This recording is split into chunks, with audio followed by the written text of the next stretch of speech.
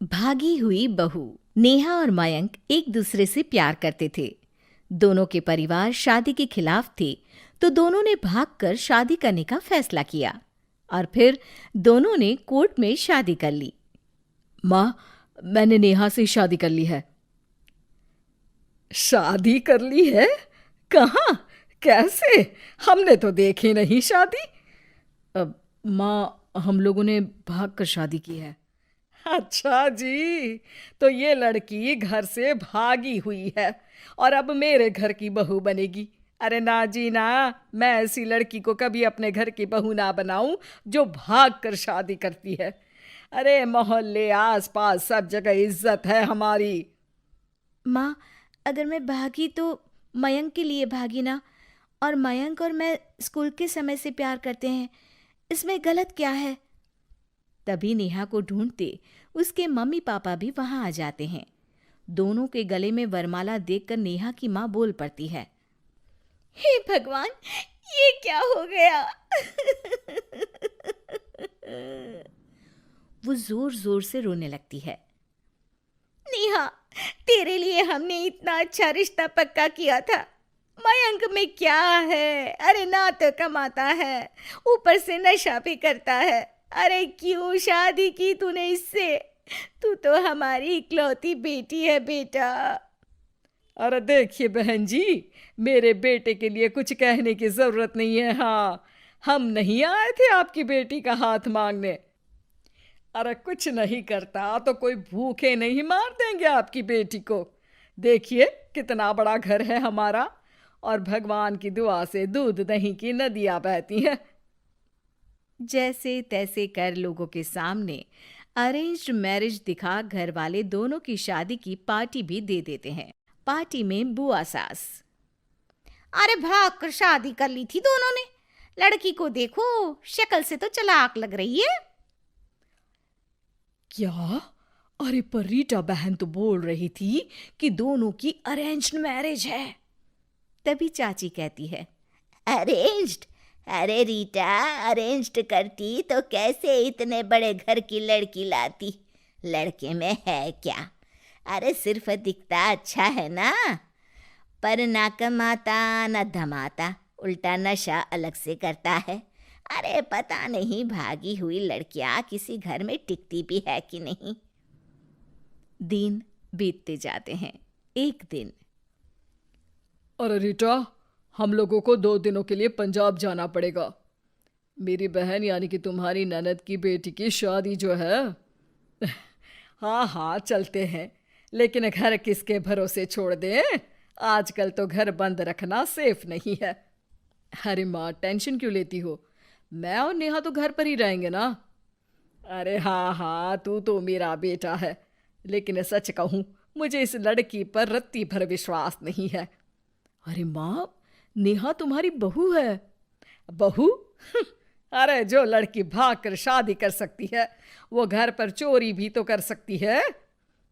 मयंक को माँ की बात का बड़ा बुरा लगता है। वो नेहा की तरफ देखता है जिसकी आंख में आंसू भरे होते हैं। माँ जी, आप अपनी अलमारी में ताला लगा लो। हाँ हाँ, तो वो तो लगा ही दूंगी, लेकिन कहीं तू घर का बाकी का सामान भी। अरे भाई, भागी हुई लड़की का क्या भरोसा। धीरे धीरे दिन बीतते हैं। एक दिन नेहा घर के बाहर गार्डन में पेड़ों को पानी दे रही थी, तभी पड़ोस की बहू। अरे नेहा, कैसी हो? बहुत सुना है तुम्हारे बारे में, लेकिन तुम तो दिखती ही नहीं हो। हाँ, वो बस घर का काम करने में समय ही नहीं मिलता। अच्छा अच्छा, शाम को ना मेरे घर आना, बैठकर गप्पे लड़ाएंगे हम। जी जरूर।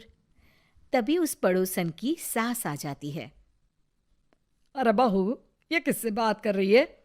अरे माँ जी, ये ना शर्मा आंटी की बहू नेहा है, जो मयंक भैया की बीवी है। हाँ हाँ, बस सबको पता है ये कौन है और कैसी है। इससे ज्यादा मेल जोल रखने की कोई जरूरत नहीं है। पता है, भागी हुई लड़की है ये, शादी से पहले भागी थी ये। तभी वहां मयंक आ जाता है। क्या हुआ आंटी जी? अब अरे नहीं नहीं, कुछ नहीं मयंक बेटा, कैसे हो? बड़े हैंडसम लग रहे हो। इस टाइम पर भी घर पर? अरे हाँ हाँ, अच्छा मैं भूल गई थी, तुम वैसे कोई काम धाम करते ही नहीं हो ना। अच्छा ठीक है, चलो फिर मिलते हैं। मयंक नेहा के सामने अपनी और उसकी बेइज्जती सुनकर परेशान हो जाता है। कोई बात नहीं, रहने दीजिए, आप परेशान मत हो, सब ठीक हो जाएगा। एक दिन नेहा की माँ उसके घर आती है। अरे आइए आइए, कैसे आना हुआ? नेहा को लेने आई है क्या? अरे नहीं नहीं बहन जी, अब तो नेहा मयंक की बीवी है, मैं तो उसे करवा चौथ देने आई थी। माँ ने सास और नेहा को सोने का सेट दिया, खाने पीने के ढेर सारे सामान देकर कहती है, बहन जी, मैंने ये सब अपनी बेटी की किसी कामकाजी अच्छे पढ़े लिखे परिवार के लड़के से शादी करने के लिए रखा था, लेकिन नेहा को मयंक पसंद था तो उसकी शादी अच्छे से नहीं कर पाई। अरे बस बस, हम लोगों को सुनाने की जरूरत नहीं है, मेरे मयंक ने भी अच्छी पढ़ाई लिखाई की है। वैसे संस्कार तो दिए हैं कम से कम मैंने अपने लड़के को, वरना कौन अपनी बेटी को भागने के संस्कार देता है? आपकी बेटी ने तो भाग कर शादी की है। माँ को सास की बात का काफी बुरा लगता है, वो वहां से चली जाती है। नेहा भी माँ का दिया सारा सामान लेकर अपने कमरे में चली जाती है। एक दिन, अरे नेहा, तेरी माँ ने जो मुझे वो बड़े बड़े सोने के जेवर दिए थे ना, वो वापस कर मुझे। उस दिन तो मैंने कुछ कहा नहीं था, जरा ला कर तो दे, मैं अपनी बेटी को दे दूंगी। तभी वहां मयंक हाथ में मिठाई का डिब्बा लेकर आता है।